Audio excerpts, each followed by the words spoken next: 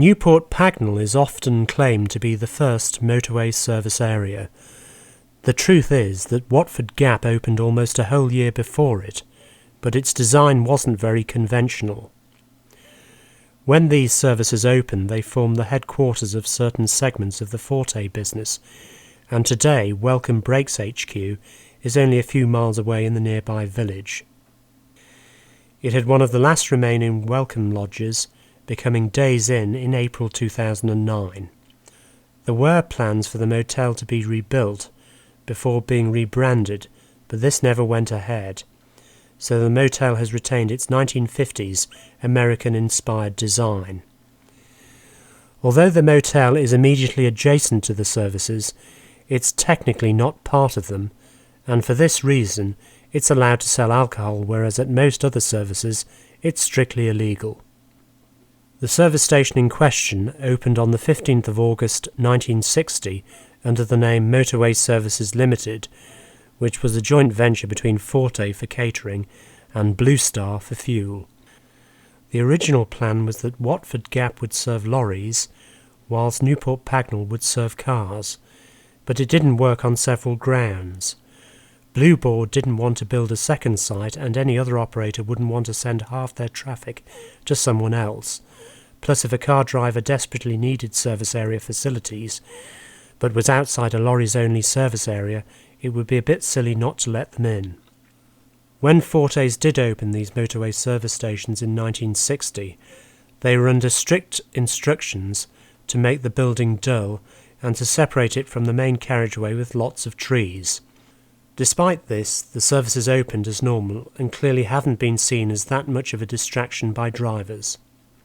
The services are crammed into the local area, however the northbound site has sprawled into the field next to it.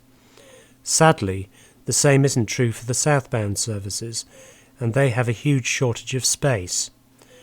Recent development means that the northbound site won't be able to expand any further either. On Friday the 18th of June 1986, on my way to Boulogne on the coast of northern France, the school coach party I was travelling in stopped at the Newport Pagnell motorway service station, located on the M1 motorway in Northamptonshire.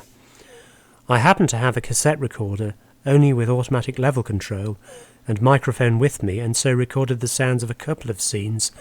Some of the people that featured in this recording you're about to hear, made in the early hours of the morning of Friday the 18th of July 1986, were Philip Brooks, Timothy Crook and Jonathan Deering. So, here is the heralded 25-year-old recording. Hello, Joe. Right, here we are now. We're at the service station. Where are we again? Granada service station somewhere near Birmingham. Yeah, Watford Gap, that's it. Now we're on our way to Dover, isn't it? And Small fry. We've lost the titch. Oh, have we? Yeah. Oh, we've lost the titch. Stuck downstairs playing on the Space Invaders. Oh yeah, that's small. It's 12:31 round here, so we've lost titch. And you know, when we get to Dover, where do we go from there? Was it Calais? We haven't got any stops after this now until 4 o'clock. 4:01. No, 4 o'clock. We're travelling with a disguised microphone round here. No, we haven't stopped. And so it's so let's walk down the stairs and see Titch. Come on. Time is 12:31. Okay, we're at the Watford Gap service station and we're nearly at Dover too, and we're going to cross over to Calais. So until I report next time, which will be on the middle of the coach. Goodbye. Bye bye. And that's bye bye from Tim. Right, bye. Well, here we are now still at the Watford Gap service station, and as you can hear, Timothy Crook is trying to put his bag down, and everybody's just coming on now, doing a bit of secret recording here. And Tim's just going to open his can now, so we'll just get that. No. There you go, he's just opened his can of Vimto.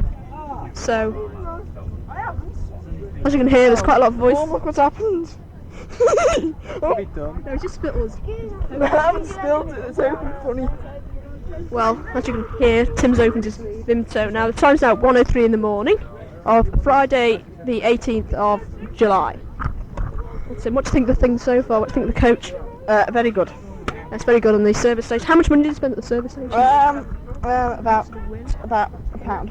About a pound, yes. And how much did you win? I spent £1 altogether. Amos is down there, so I'm going to turn off my recorder now. See ya. So this is Joseph Campbell reporting at the Watford Gap service station. Say something to Mike. Joey is a skinny Right, that was Chitch there, so goodbye.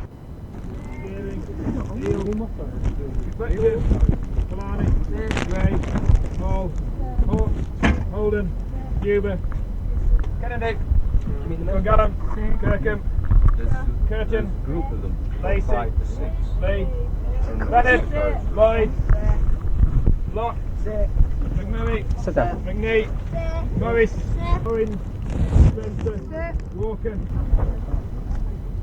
Doing a roll call. Watson, Wilcock, Hanson. All aboard. Right, this is a serious matter. The officer here, who was stupid enough to play, in inverted commas, chicken across the carriageway, across the motorway. Now don't waste our time, just come forward now. 4 or 5 boys, don't waste my time. Just come forward now. Got a boat to cap, get a move on. Oh, goodness me. What's your name? Ben? I want to get that in a hurry. Events at the Newport Pagnell M1 motorway service station in July 1986.